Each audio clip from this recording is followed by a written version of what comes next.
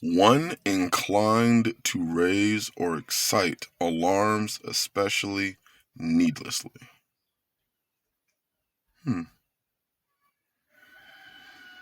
Fearmongering or scaremongering is a form of manipulation which causes fear by using exaggerated rumors of impending danger.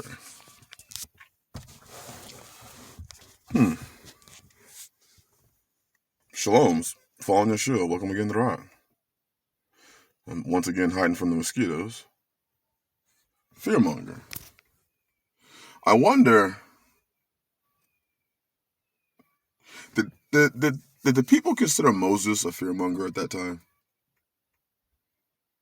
Telling the people that something that had never happened, rain, floods, that it was going to happen? I wonder if the people really consider him a fearmonger. They probably did. I was watching a couple other channels about this meat crisis, and I saw a common theme. Many commenters, not many, but some of the commenters would call these people fearmongers for reporting that meat prices are going to rise up, for reporting about the devaluation of our the dollar, the inflation, for talking about how the meat and inflation is going to affect your wallet, how it's going to affect how people act, how it's, the lumber prices and the gas prices and all these rising prices are going to affect people. People call him a fearmonger. Yet, in almost every society, when things like this happen, people lose it. It almost sounds like the word fearmonger, especially the way your modern everyday person uses it, is a very much a media contrived a term. Anytime somebody speaks against what the media says, you're fearmongering. You're scaremongering. You're trying to scare the people. But the media can do it all day long. It's all good. But if you go out there, do your independent research, come up with facts. Facts are when there's lower supply and a high demand, prices rise. That's just basic economics. But you're fearmongering.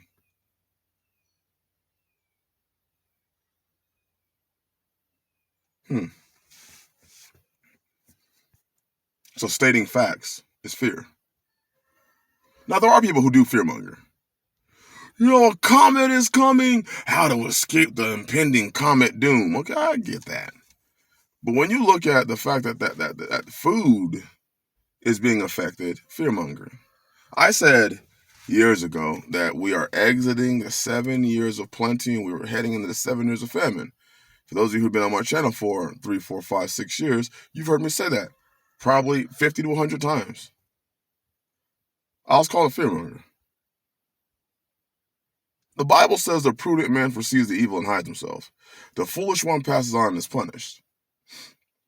So if the prudent man foresees the evil, looks ahead, sees it, and hides himself, and then tries to give the information to you so you can hide yourself, you call that fearmongering.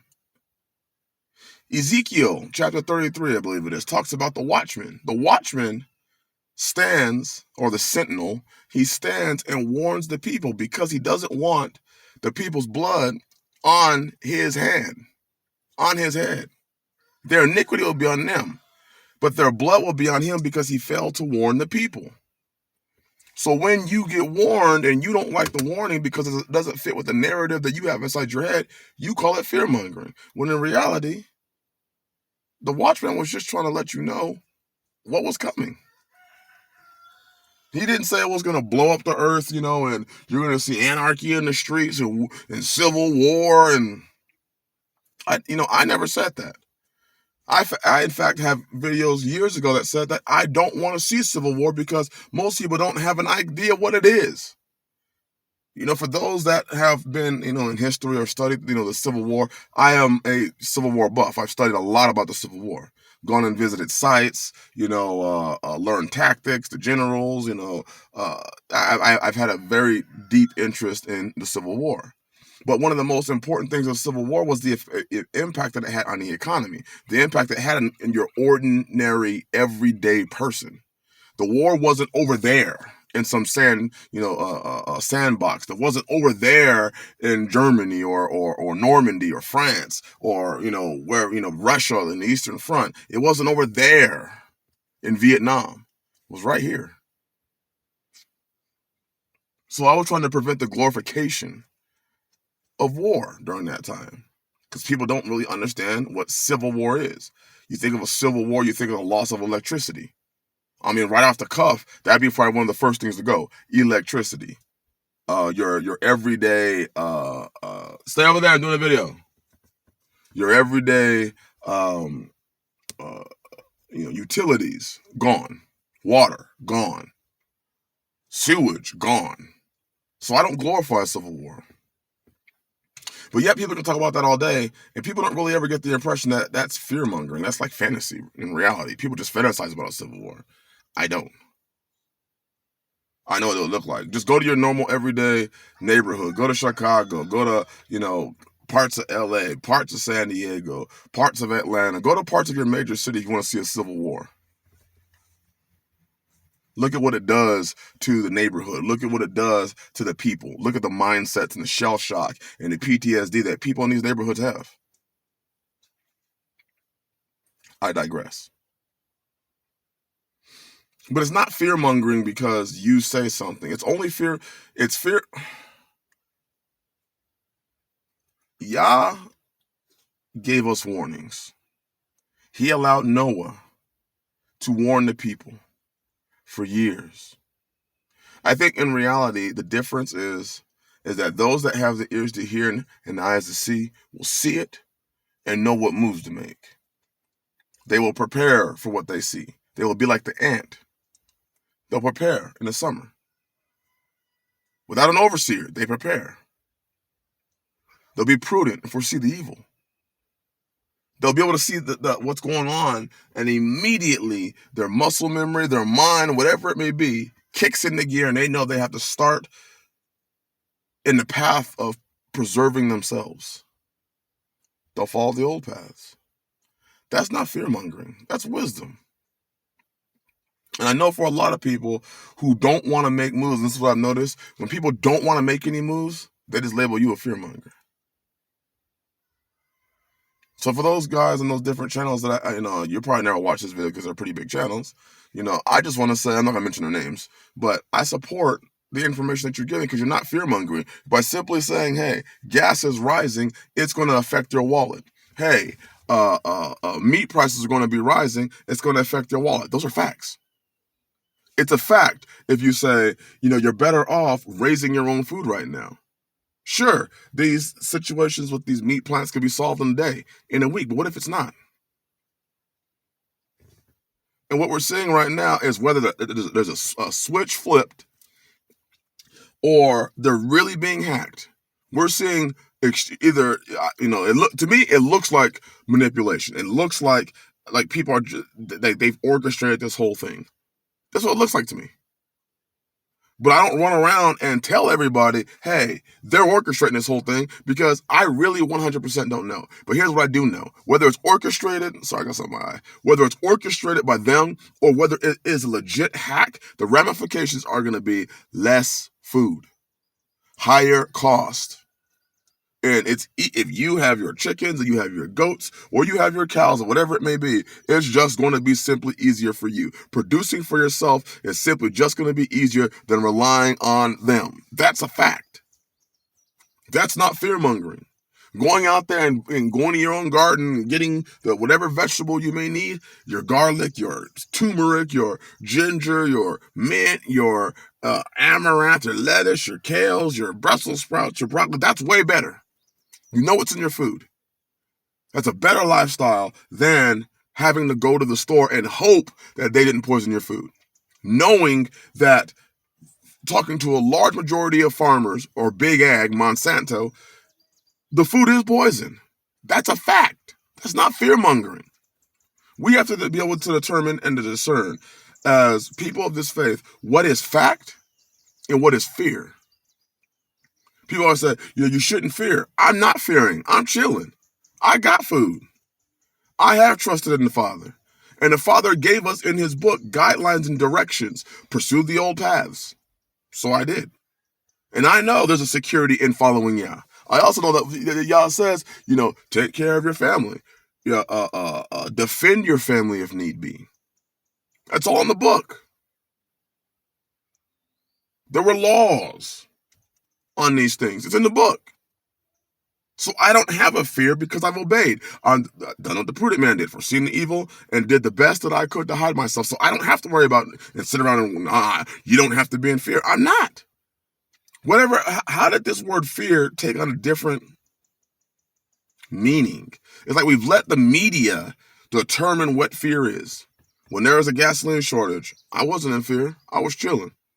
When there's a toilet paper shortage, I wasn't in fear. I wasn't out there having to buy extra toilet paper. I was chilling. Now they're saying there's a large possibility, there's going to be a meat shortage. Just from one day of shutdown, they said there's going to be a large possibility of a meat shortage. I'm chilling. I'm not fearing. Because I pursued and I followed what the Father said. I'm doing the best that I can with what Yah has given me, the talents that He has given me to build this ark for the saving of my family. And those that choose to hear the words, I'm not saying you're going to come here, but if you heard the words, you would be out there building your own ark. We would be networking with each other. But it's not fear-mongering because you don't like what you're hearing. And you haven't made plans. So now you're living in fear. Now, according to the Bible, that's called prudence. That's called foreseeing evil and hiding yourself. The same way if a warning came, there's a tornado coming in your area or a hurricane coming in your area. Some of you are so... You're fear-mongering. Well, then sit there and let the tornado hit you then. Sit there and let the hurricane blow you away.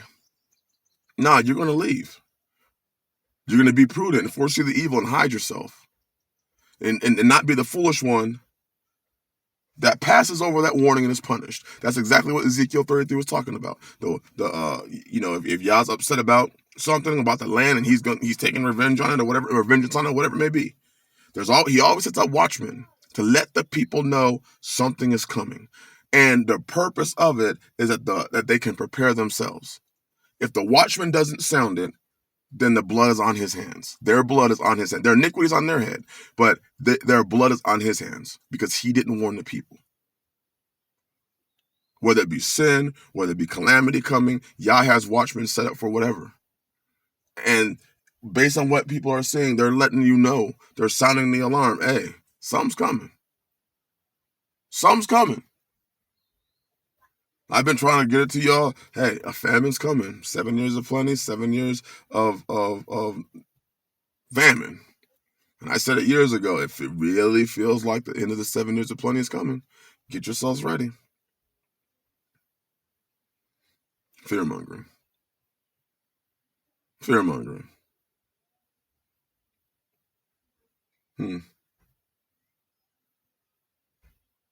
I don't think that those people that are doing those videos are fear-mongering. They may be making videos because, hey, they get some extra AdSense money, but they're also giving you very good information. These channels, they're giving you great information. And if all they're asking for in return is some AdSense, you're just doing it for AdSense. They give them some AdSense because they're giving out pearls of information. Many of these people are not on, these pay sites, the whatever, where you have to pay to watch their videos. They're trying to help you out. And those that are on these pay sites, hey, they're still trying to help you out too. The research and the hours of research, now I'm not on a Patreon, I'm not going to be. But for those that are, hey, the hours of research that they're doing and the information that they have is worth something.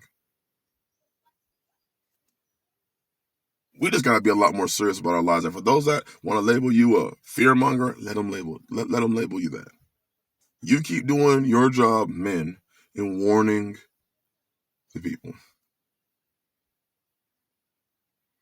Because when that first raindrop happens, there's nothing you can do about it. And what most don't already know is it really looks like that first raindrop has already done fallen. It's already a light sprinkle, and they're still sitting there saying, I don't have to build an ark because it's not going to rain. Bless y'all. Shalom.